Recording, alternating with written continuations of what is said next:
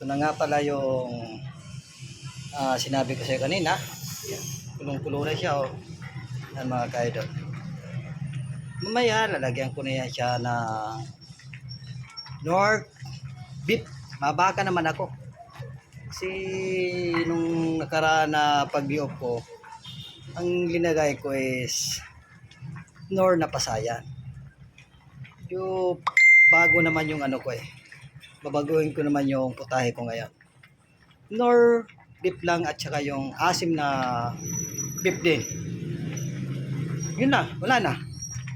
Sa halaga lamang ng 15 pesos, masarap na yung ulam ninyo, mga ka-idol. Nga pala, oh, yan. Pakuluin mo lang siya within 30 minutes. Okay na yan. Oh. Kasi, para tuloy-tuloy yung pasok ng energy ng katawan natin, mga ka-idol. Anyway, mga ka-idol, madaling-madali lang ang pagluluto nito. Nakikita nyo, kumukulo na. Ang sarap. Anyway, ito lang hinihintay ko. Mag-alas 3 na, pag-alas 4 na, hindi pa ako kumakain. Hinihintay ko kasi ito kasi di pa ko eh.